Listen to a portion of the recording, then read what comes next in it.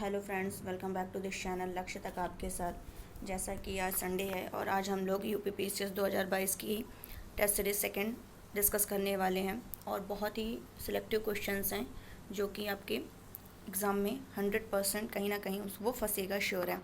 तो चलिए आज का सेशन डिस्कस कर लेते हैं बिना लेट किए हुए। देख लेते हैं कौन से क्वेश्चन कितने इंपॉर्टेंट हो सकते हैं हमारे लिए। फर्स्ट क्वेश्चन है, हमारे संविधान के अनुसार राज्यसभा का कार्यकाल कितने वर्ष के लिए होता है। हमारे संविधान के अनुसार राज्यसभा का जो कार्यकाल होता है वो कितने वर्ष के लिए होता है। तो राज्यसभा की अगर बात करें तो जो राज्यसभा है इसका आर्टिकल 83 जो है 83 का क्लॉज 1 ये क्या कहता है कि राज्यसभा का जो है वो विघटन ही नहीं होता है। राज्यसभा का विघटन नहीं होता है। इसके क्या होते हैं, जो 1/3 मेंबर होते हैं, 1/3 सदस्य होते हैं, वो हर 2 साल की समाप्ति पर क्या होते हैं, सेवानिवृत्त होते रहते हैं। इस तरह अगर पूछा जाए कि राज्यसभा का कार्यकाल कितना होता है तो ये समाप्त नहीं होता है। इसका बस ये ध्यान रखना कि ये समाप्त होने का विषय ही नहीं है। तो फिर क्या, अगर क्वेश्चन ये पूछ ले कि राज्यसभा के सदस्य का कार्यकाल, अगर सदस्यों का कार्यकाल पूछे तब फिर आप कह सकते हैं कि 6 वर्ष के लिए होता है। लेकिन अगर ये पूछे कि राज्यसभा का कार्यकाल कितना होता है तो विघटन नहीं होता है इसका। चलते हैं, क्योंकि ये क्या है, एक स्थायी सदन है। क्या है, राज्यसभा एक स्थायी सदन है। नेक्स्ट क्वेश्चन क्या कह रहा है, धन विधेयक पेश किया जा सकता है। तो धन विधेयक कहाँ पेश किया जाता है, धन विधेयक कहाँ पेश किया जाता है। तो चलिए इसको भी हम लोग देख लेते हैं कि आपके लिए ऑप्शन, आपको पता ही होगा लोकसभा राज्यसभा या दोनों में अगर संयुक्त सत्र चल रहा हो दोनों का, उसमें पेश करते हैं। कहाँ पेश करते हैं, तो जो धन विधेयक होता है वो ओनली लोकसभा में ही पेश किया जा सकता है। तो ये ध्यान रखना, इंपॉर्टेंट क्वेश्चन है। लोक लेखा समिति अपनी रिपोर्ट कहाँ प्रस्तुत करती है, किसके पास प्रस्तुत करती है। तो लोक लेखा समिति जो होती है वो अपनी रिपोर्ट लोकसभा के जो स्पीकर होते हैं उनके पास, लोकसभा के स्पीकर को ये प्रस्तुत करती है। क्लियर हो गया होगा। अगर पूछे कि लोकसभा ये जो होती है, ये जो समिति होती है, ये लोकसभा के 15 सदस्य इसमें और राज्यसभा के 7 सदस्य, यानी टोटल इसमें कितने होते हैं, 22 मेंबर्स होते हैं। लोकसभा के कितने, 15 और राज्यसभा के कितने, 7, टोटल कितने हो गए, 22 सदस्य होते हैं। जिसका उद्देश्य क्या होता है कि लोक व्यय का अगर दुरुपयोग हो रहा है, ठीक है, तो उसको क्या करना है, सदन के समक्ष क्या करना है, उजागर करना होता है। तो ये आपको ध्यान रखना है कि बस इतना ध्यान रखना है, लोक लेखा समिति अपनी रिपोर्ट कहाँ प्रस्तुत करती है, तो लोकसभा के स्पीकर के समक्ष ये प्रस्तुत करती है। नेक्स्ट क्वेश्चन क्या है, इसमें आपको छांटना है, निम्न कथनों में से कौन से एक सही नहीं है। ये पहले तो हम लोग को क्वेश्चन में क्या होता है, कुछ लोग ये नहीं ध्यान देते हैं कि इसमें सही पूछा है या नहीं पूछा है। तो पहले तो क्वेश्चन को ध्यान से पढ़ करके वहाँ अंडरलाइन कर लीजिए कि नॉट पूछा है, यानी कि नहीं है कौन सा। तो क्या, चलिए करके पढ़ते हैं। सर्वोच्च न्यायालय का गठन क्या 1950 में हुआ था।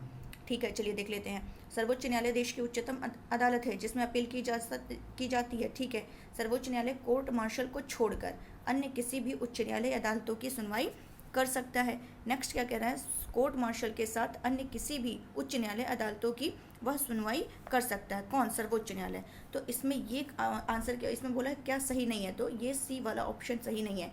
क्यों सही नहीं है, क्या कह रहा है, सर्वोच्च न्यायालय कोर्ट मार्शल को छोड़ अन्य किसी भी न्यायालय या अदालत की सुनवाई कर सकता है। ये स्टेटमेंट क्या है, गलत है। क्योंकि जो सशस्त्र सेना न्यायाधिकरण एक्ट है 2007, तो इसमें ये प्रावधान किया गया है कि कोर्ट मार्शल की अपील क्या होगी, वो कहाँ पर, सुप्रीम कोर्ट में की जा सकती है। कोर्ट मार्शल की अपील जो है वो कहाँ पर, सुप्रीम कोर्ट में की जा सकती है, सशस्त्र सेना न्यायाधिकरण एक्ट 2007 के अकॉर्डिंग। तो उम्मीद है ये भी आपको क्लियर हो गया होगा। चलते हैं नेक्स्ट क्वेश्चन को देख लेते हैं। सरकार का कार्यकारी अध्यक्ष, फिर से क्वेश्चन को पढ़ते हैं। सरकार का कार्यकारी अध्यक्ष या संवैधानिक प्रमुख कौन होता है। ये क्या कह रहा है, कौन होता है, राज्य सरकार का कार्यकारी अध्यक्ष या संवैधानिक प्रमुख कौन होता है। तो सरकार का पूछ रहा, तो ये कौन होता है, राज्यपाल होता है।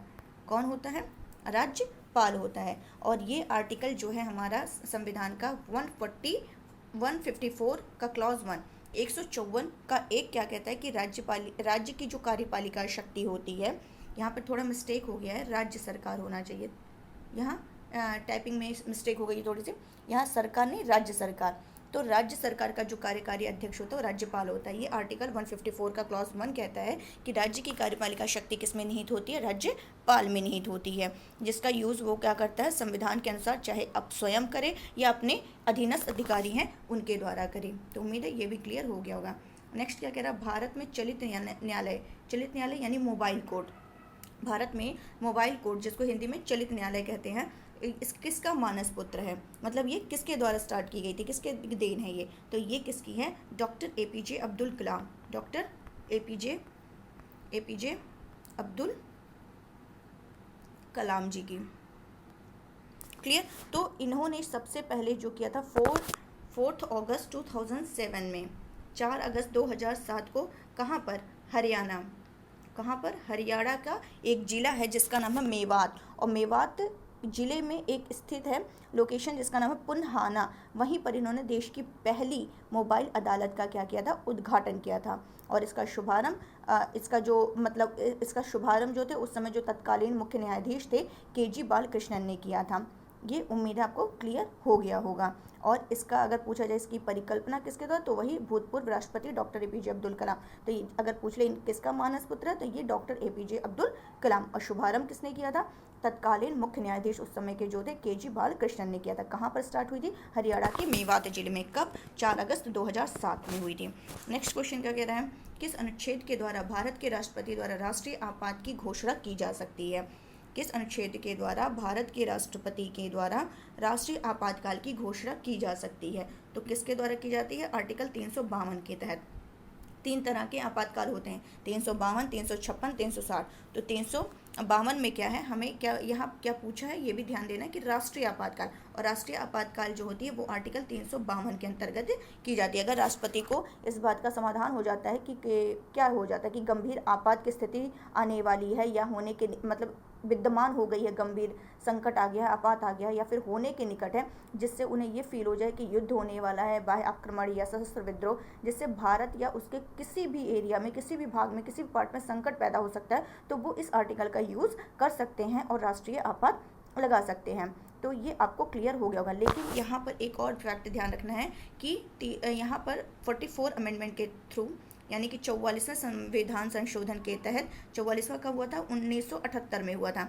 इसके तहत इन्होंने जो 352 में एक शब्द है आंतरिक अशांति, आंतरिक अशांति है, 352 में आंतरिक अशांति है, तो उसके स्थान पर इन्होंने 44वें संशोधन के द्वारा इसको सशस्त्र विद्रोह कर दिया। आंतरिक अशांति के स्थान पर क्या कर दिया, सशस्त्र विद्रोह कर दिया। तो ये आपको ध्यान रखना है। अगर आर्टिकल 356 की एक 355 भी है, 355 भी देख लीजिए, ये भी इंपॉर्टेंट है, ये भी बहुत पूछता है क्वेश्चन, कि इसमें ये बताया गया है कि संघ का यह कर्तव्य होगा कि वो क्या करे कि बाह्य आक्रमण हो या आंतरिक अशांति हो तो उससे वो क्या करते हैं, प्रत्येक राज्य की रक्षा करे। ये 355 में बता दिया गया है, ठीक है। और 356 के आर्टिकल जो मेन हमारे हैं 352, 356, 360, तो 356 में क्या कहा है कि अगर कोई भी राज्य है तो उसका जो राज्यपाल है उससे प्रतिवेदन मिलने पर या फिर ऐसे ही समाधान हो जाता है कि ऐसी स्थिति उत्पन्न हो गई है जिससे उस राज्य का जो शासन है वो संविधान के अनुसार नहीं चलाया जा रहा है, उसमें जो नियम है, उपबंध है, उसके अनुसार नहीं चलाया जा रहा है, तो राष्ट्रपति क्या करेगा, इस 356 आर्टिकल का यूज़ करके उस राज्य में क्या कर सकता है, राष्ट्रपति शासन लगा सकता है। तो वहाँ पर 352 में राष्ट्रीय आपात और 356 में राष्ट्रपति शासन है। तो ये आपको ध्यान रखना। आर्टिकल 360 में क्या है, यहाँ पे वित्तीय आपात है। यदि राष्ट्रपति को ये समाधान हो जाए कि ऐसी स्थिति उत्पन्न हो गई जिससे भारत या उसके किसी भी भाग का वित्तीय जो स्थायित्व है वो कैसा है, संकट में पड़ गया है, तो वो क्या कर सकता है, वित्तीय आपात की घोषणा इस आर्टिकल के थ्रू लगा सकता है। तो उम्मीद है ये तीनों आपको, तीनों क्या चारों बहुत ही अच्छे से क्लियर हो गए होंगे। नेक्स्ट क्या है, केंद्र और राज्य की व्यवस्थापिकाओं के लिए मतदान की न्यूनतम उम्र की सीमा किस वर्ष से घटाकर 18 वर्ष कर दी गई, मतलब कितने वर्ष की सीमा किस वर्ष से घटाकर 18 कर दी गई। तो ये क्या कह रहा है, केंद्र और राज्य की व्यवस्थापिकाओं के लिए मतदान की न्यूनतम उम्र की सीमा 21 से, किस वर्ष से नहीं 21 यहाँ होना चाहिए, 21 वर्ष से घटा करके, यहाँ आपको बताना किस संशोधन के थ्रू ये ऐसा किया गया कि इससे पहले 21 वर्ष थी उसको हटा करके 18 वर्ष कर दी गई। तो ये बहुत इंपॉर्टेंट है, 61वां संशोधन है, 61वां संशोधन जो कि 1988 में हुआ था। 61वें संशोधन के द्वारा 1988 में मताधिकार की जो आयु थी वो 21 ईयर से घटा करके 18 वर्ष कर दी गई थी। जो ये प्रभावी कब हुआ था, किया गया था 88 में, लेकिन ये प्रभावी हुई थी 1989 में। तो ये भी ध्यान रखना कि कब से प्रभावी हुआ ये क्वेश्चन पूछ रहा है, या किस संशोधन के थ्रू हुआ ये पूछ रहा है। तो 1988 के द्वारा हुआ था, 61वां संशोधन था, और ये प्रभावी हो जाता है कब, 28 मार्च 1989 से। ये 28 मार्च 1989 से ये क्या हो जाता है, प्रभावी हो जाता है, जिससे 18 वर्ष की आयु पर मताधिकार का पहली बार प्रयोग कब हुआ था, नवंबर 1989 में हुआ था। वो भी किस चुनाव में, 9वीं लोकसभा के आम चुनाव में ये यूज़ किया गया था। तो ये भी आपको ध्यान रखना है। नेक्स्ट क्या है, भारतीय संविधान की आठवीं अनुसूची में, भारतीय संविधान की 8वीं सूची में मान्य सरकारी भाषाओं की संख्या है, 8वीं सूची में मान्य, माननीय नहीं, मान्य, भारतीय संविधान की 8वीं सूची में मान्य सरकारी भाषाओं की संख्या कितनी है, तो ये कितनी है, 18 है। ठीक है, कितनी है, 18 है। तो जो 92 अमेंडमेंट हुआ 2003 से पहले संविधान की जो 8वीं अनुसूची में शामिल भाषाओं की संख्या कितनी थी, 18 थी, लेकिन संशोधन के बाद अब टोटल कितनी, वर्तमान में कितनी है, 22 है। तो ये भी आपको ध्यान रखना है। नेक्स्ट क्वेश्चन क्या कह रहा है, सीडीपी और यहाँ पर भी NES होना चाहिए, NES, थोड़ा सा टाइपिंग में मिस्टेक हो जाती है। तो CDP और NES के पुनर्गठन के लिए 1957 में NDC द्वारा स्थापित समिति का नाम बताइए। CDP और NES के पुनर्गठन के लिए 1957 में NDC के द्वारा एक समिति स्थापित की जाती है, जिसने ग्रामीण स्थानीय सरकार के त्रिस्तरीय प्रणाली का सुझाव दिया था। वो कौन सी है, उस समिति का क्या नाम था, तो उस समिति का नाम था बलवंत राय मेहता समिति। कौन सा समिति थी, बलवंत राय मेहता समिति थी। 1957 में ये गठित की गई थी। तो ये ध्यान रखना है कि बलवंत राय मेहता समिति, जो कि कब हुई थी, गठित 1957 में। और इसने क्या किया था, इस समिति ने ग्रामीण क्षेत्र में त्रिस्तरीय पंचायत प्रणाली की क्या की थी, सुझाव दी थी, अनुशंसा की थी, किस स्तर की, त्रिस्तरीय। तो ये क्वेश्चन भी बहुत इंपॉर्टेंट, ध्यान रखना है। नेक्स्ट क्या है, विकेंद्रीकरण प्रणाली की सिफारिश किसने की थी, तो किसने की थी, बलवंत राय मेहता ने की थी। तो ये भी क्वेश्चन बहुत इंपॉर्टेंट है, किसने की थी, विकेंद्रीकरण प्रणाली की सिफारिश किसने की थी, बलवंत राय मेहता ने की थी 1957 में, जो कि ऑलरेडी मैंने फर्स्ट इसके ऊपर वाले क्वेश्चन मैंने डिस्कस कर लिया है कि प्रजातांत्रिक विकेंद्रीकरण प्रणाली की इन्होंने सिफारिश की थी, और 3 स्तरों पर पंचायती राज संस्थाओं का गठन करने के लिए इन्होंने सुझाव दिया था। कौन कौन से वो त्रिस्तर थे, जिला स्तर, ब्लॉक स्तर और एक ग्राम स्तर। ये ध्यान रखना है, जिला, ब्लॉक, ग्राम, ये तीनों स्तर पर इन्होंने सुझाव दिया था।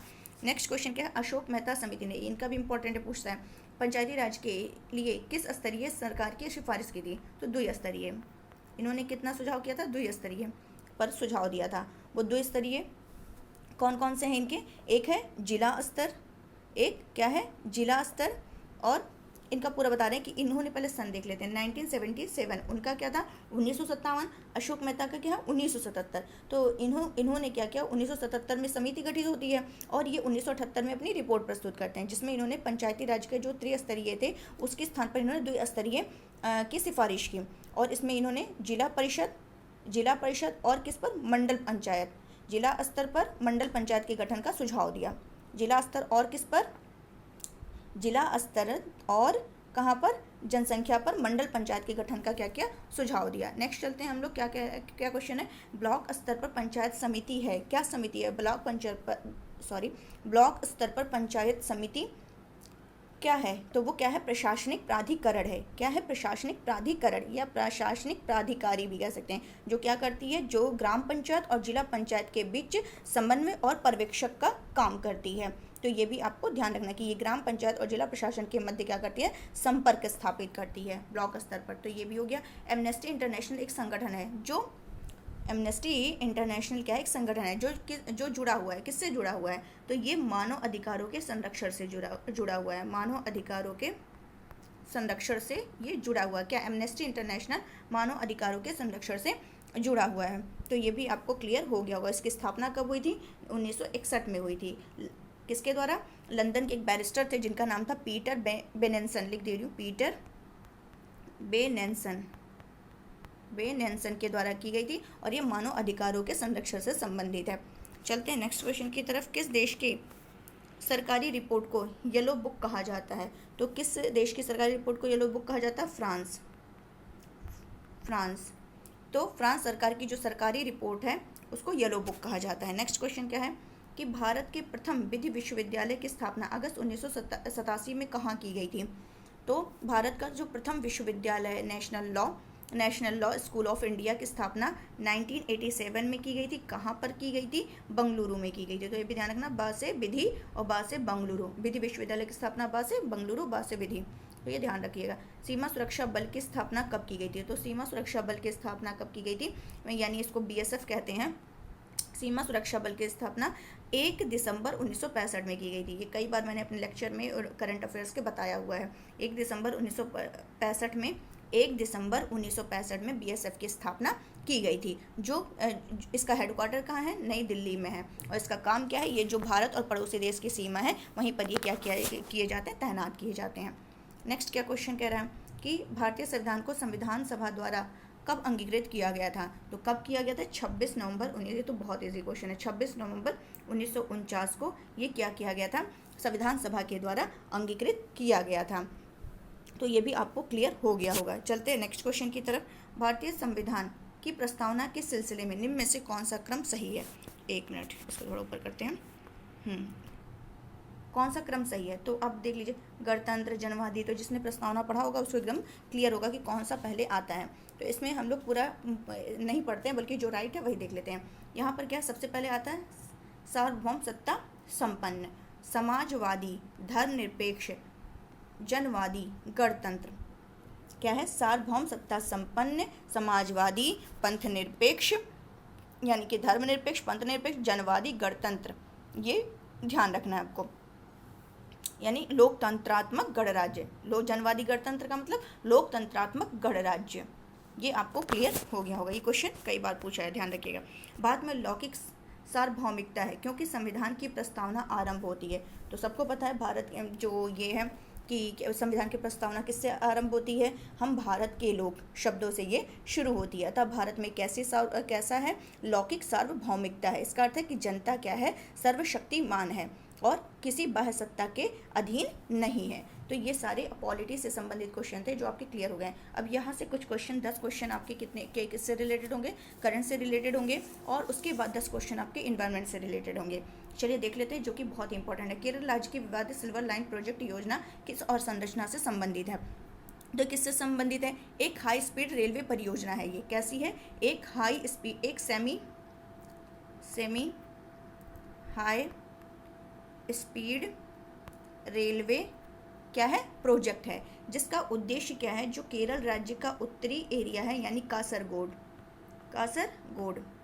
जो केरल का उत्तरी हिस्सा है कासरगोड, और जो दक्षिणी हिस्सा है, दक्षिण छोर है तिरुवनंतपुरम, इसके बीच जो लगने वाली यात्रा उसके समय को क्या करना है? कम करना है। लेकिन आम लोगों के द्वारा, आम जनता के द्वारा इसका क्या किया जा रहा है? विरोध किया जा रहा है। क्यों? क्योंकि इससे क्या हो रहा है? पर्यावरणीय और सामाजिक प्रभाव को लेकर के वहाँ ये लोग विरोध कर रहे हैं। तो ये इसलिए चर्चा में तो इंपॉर्टेंट क्वेश्चन हो जाता है। तो किससे संबंधित है? सेमी हाई स्पीड रेलवे परियोजना से संबंधित है। हाल ही में किसे भारत सरकार का मुख्य आर्थिक सलाहकार नियुक्त किया गया है? इंपॉर्टेंट है। तो किसे नियुक्त किया गया है? अनंत नागेश्वरन को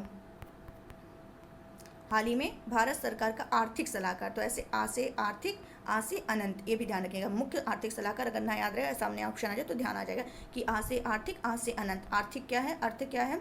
वो अनंत होता है। तो आर्थिक सलाहकार अनंत नागेश्वरन से संबंधित है। ये क्या होते हैं? आर्थिक मामलों के विभाग का प्रमुख होता है मुख्य आर्थिक सलाहकार, और भारत के वित्त मंत्री को ये क्या करता है? रिपोर्ट करता है। तो ये भी ध्यान रखना है।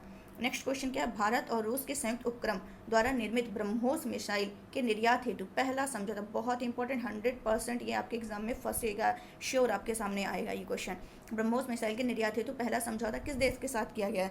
किसके साथ किया गया है? ये फिलीपींस के साथ किया गया है। भारत और रूस के द्वारा जो दोनों मिल करके बना रहे हैं ये ब्रह्मोस मिसाइल, तो इसके निर्यात के लिए जो पहला समझौता किया गया फिलीपींस के साथ किया गया, वो भी कितने का किया गया? 374.96 मिलियन डॉलर का ये किया गया है। और इससे क्या करना है? जिसे जो तट आधारित एंटी शिप मिसाइल प्रणाली की क्या की जाएगी? आपूर्ति की जाएगी। और ये ब्रह्मोस मिसाइल के निर्यात का क्या है? पहला ऑर्डर है। नेक्स्ट क्या है? जनवरी 2022 में घोषित पद्म पुरस्कारों में कुल कितने व्यक्तियों को पुरस्कृत किया गया है? तो टोटल कितने को किया गया है? 128 को किया गया। इसके बारे में कई बार डिस्कस कर चुके हैं, तो बहुत ज़्यादा डीप जाने की जरूरत नहीं, बस इतना बता दे रहे हैं। 128 व्यक्तियों को ये दिया गया है, जिसमें से 4 को क्या किया गया है? पद्म विभूषण दिया गया है। 4 को क्या किया गया? पद्म विभूषण, 17 को पद्म भूषण, और 107 व्यक्तियों को पद्मश्री प्रदान किया गया है। ठीक है, तो जो 4 को पद्म विभूषण दिया गया है वो हम लोग देख लेते हैं। जो 4 को पद्म विभूषण दिया गया उनका नाम है प्रभा अन्ने, जो कि महाराष्ट्र से संबंधित हैं, राधे श्याम खेमका उत्तर प्रदेश से संबंधित हैं, जनरल बिपिन रावत उत्तराखंड से संबंधित हैं, और कल्याण सिंह जो यूपी के मुख्यमंत्री रह चुके हैं। तो ये इन 4 को क्या किया गया, पद्म विभूषण दिया गया। फिर से बता रही हूँ, प्रभा अन्ने महाराष्ट्र, राधेश्याम खेमका उत्तर प्रदेश, जनरल बिपिन रावत उत्तराखंड, कल्याण सिंह यूपी। पद्म विभूषण क्या है, 17 लोगों को दिया गया, जिसमें से कुछ मेन है, जैसे सुंदर पिचाई सीईओ के क्या है, सीईओ हैं कहाँ के, गूगल के, इनको दिया गया। साइरस पूनावाला महाराष्ट्र, सत्य नडेला जो है अमेरिका, ये माइक्रोसॉफ्ट के सीईओ हैं, और गुलाम नबी आज़ाद जम्मू कश्मीर के हैं, राजीव महर्षि इनको ध्यान रखना, देवेंद्र झाझरिया जो पैरालंपिक भाला फेंक से संबंधित हैं, संजय राजाराम मरणोपरांत इनको दिया गया है। तो ये सब आपको ध्यान रखने हैं। चलते हैं नेक्स्ट क्वेश्चन की तरफ। नेक्स्ट क्वेश्चन हमारा क्या कह रहा है, जनवरी 2022 में नेताजी सुभाष चंद्र बोस की 125वीं जयंती पर किस स्थान पर उनकी एक भव्य प्रतिमा स्थापित की गई है। तो कहाँ पर की गई है, ये कहाँ पर की गई है, बहुत ही इंपॉर्टेंट क्वेश्चन है, इसको भी हम लोग देख लेते हैं। तो कहाँ पर की गई है, इनका इंडिया गेट पर की गई है। और किस पर, उनके जन्मदिन कब मनाई गई है, 23 जनवरी को। और इनके जन्मदिन को पराक्रम दिवस के रूप में मनाते हैं, पराक्रम दिवस के रूप में। और इस बार कौन थी, 125वीं थी, और कहाँ पर किया गया, इंडिया गेट पर किया गया है। नेक्स्ट क्वेश्चन क्या कह रहा है कि किस राज्य में हाल ही में पहला राज्य स्तरीय पक्षी एटलस तैयार किया गया है। तो कहाँ पर किया गया, केरल में। ये भी बहुत इंपॉर्टेंट करें कि राज्य स्तरीय पहला जो पक्षी एटलस तैयार किया गया, केरल बर्ड एटलस, जिसको KBA कहते हैं, केरल बर्ड एटलस तैयार किया गया है। और इसमें क्या, बस इतना ध्यान रखिए, बहुत, 1 मिनट, मुझे लग रहा है क्वेश्चन स्किप हो गया मुझसे। ये देख लेते हैं, 2021 का ICC महिला क्रिकेटर ऑफ द ईयर किस भारतीय खिलाड़ी को प्रदान किया गया है। तो ये बहुत ही इंपॉर्टेंट क्वेश्चन है, इसको भी देख लीजिए, स्टार बना सकते हैं, यहाँ भी बहुत इंपॉर्टेंट है। तो ये किसको दिया गया, स्मृति मंधाना को, स्मृति मंधाना।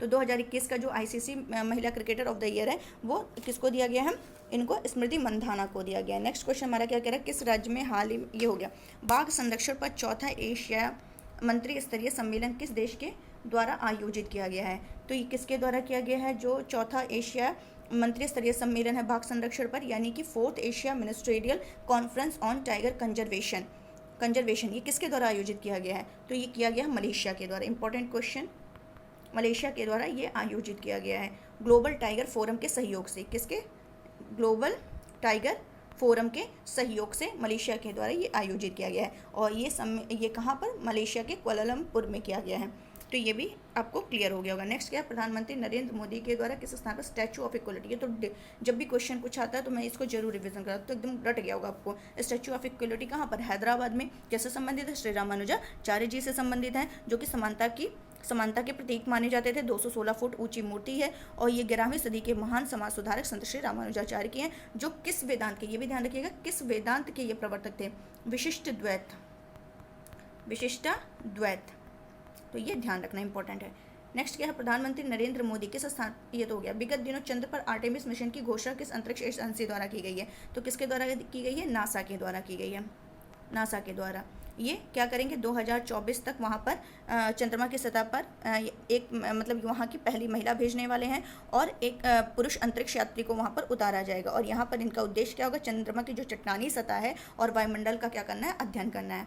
अब हम लोग चलते हैं आगे का जो 10 क्वेश्चन है वो आपके किससे संबंधित होंगे, वो हमारे इन्वायरमेंट से संबंधित होने वाले हैं। भारत वन स्थिति रिपोर्ट कौन जारी करता है, जिसको कहते हैं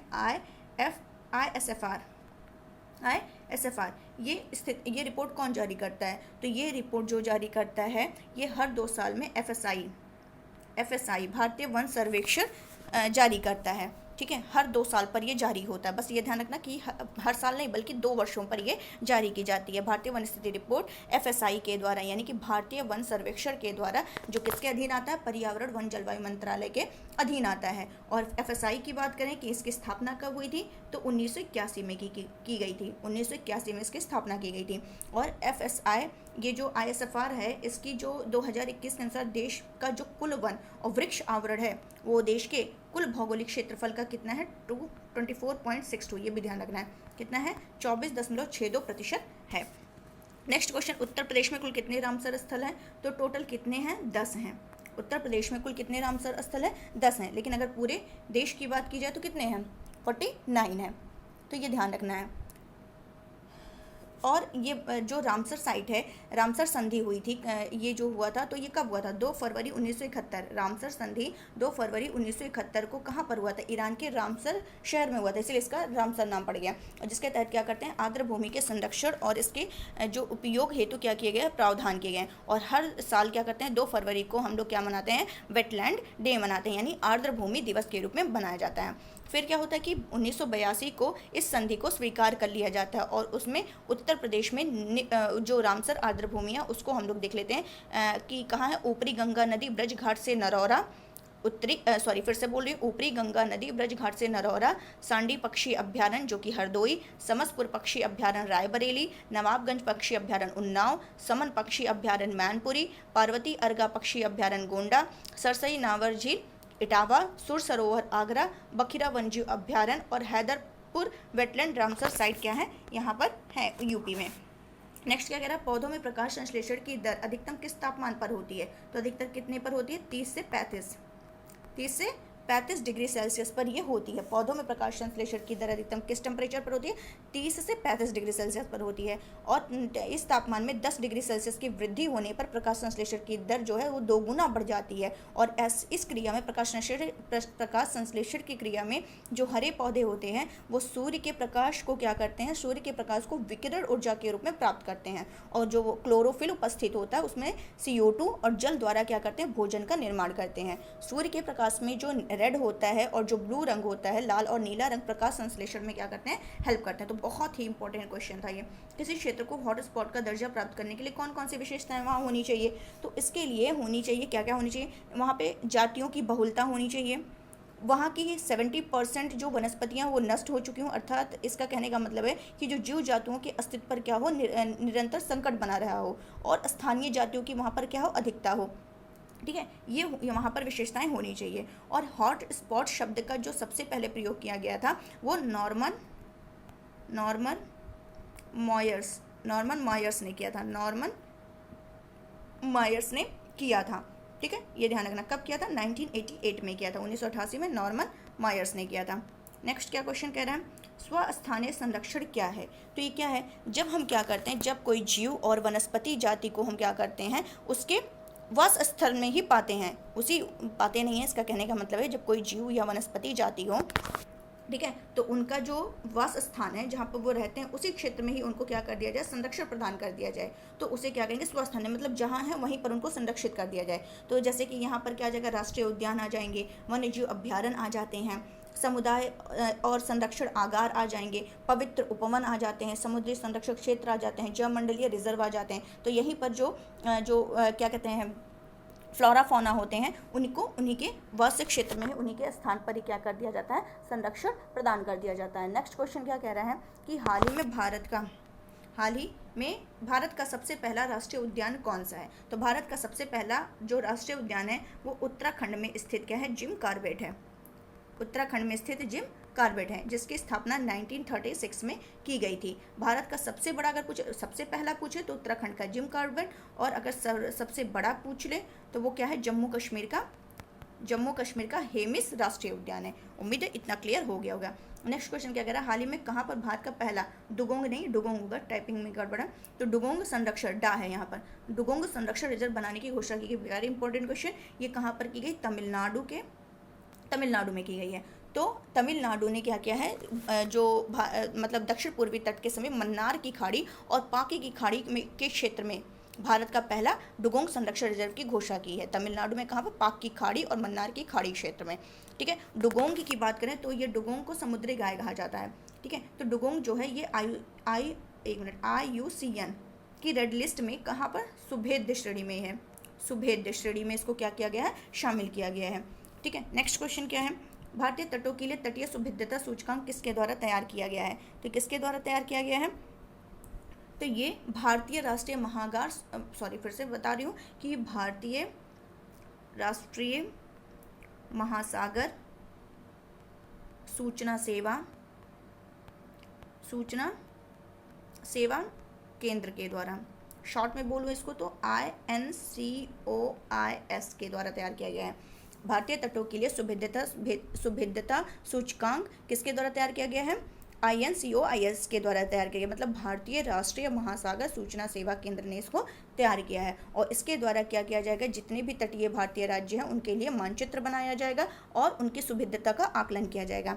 इससे क्या होगा, जो भविष्य में समुद्र का जब जलस्तर बढ़ेगा तो उससे जो जोखिम आएंगे उसका क्या किया जा सकता है, निर्धारण किया जा सकता है। और अगर इनको ये इसकी बात करें, INCOIS की बात करें, तो ये क्या है, पृथ्वी विज्ञान मंत्रालय के अधीन आता है, एक स्वायत्त निकाय है जिसकी स्थापना 1999 में की गई थी, 1999 में की गई थी। नेक्स्ट क्या, घड़ियाल प्रजनन परियोजना कब शुरू की गई थी, इंपॉर्टेंट है। तो कब की गई थी घड़ियाल प्रजनन, ये 1975 में की गई थी।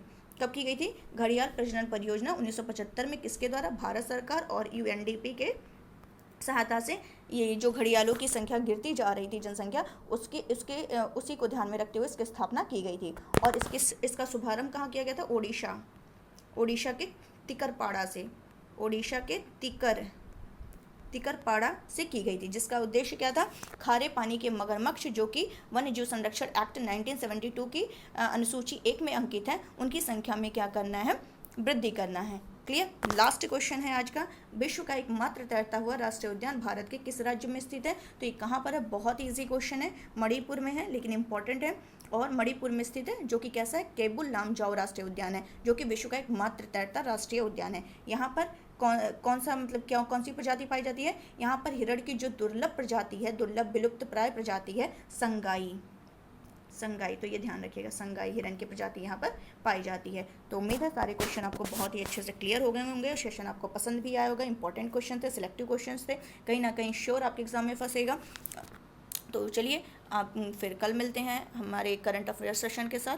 तो आज के लिए बस इतना ही, और आप प्लीज़ इसको ज़्यादा से ज़्यादा शेयर करिए और लाइक करना तो बिल्कुल मत भूलिए। फिर नेक्स्ट टाइम हम कोशिश करेंगे 50+ क्वेश्चन ही रहे और इंपॉर्टेंट क्वेश्चन रहे, ताकि आपके आने वाले एग्जाम में 100% यहाँ से कहीं ना कोई तो नहीं बल्कि ज़्यादा से ज़्यादा क्वेश्चन। अब नेक्स्ट टाइम क्या करेंगे, हिस्ट्री ज्योग्राफी से संबंधित क्वेश्चन लेंगे और उस पर डिस्कस करेंगे हम लोग। तो फिर क्या करते हैं, आपका जो काम है आपको करिए, मैं आपके लिए जो मेरा वर्क है वो मैं करूँगी। बस आपको लाइक करना है, शेयर करना और सब्सक्राइब करना बिल्कुल नहीं भूलना। तो चलिए आज के लिए बस इतना ही। Thank you so much.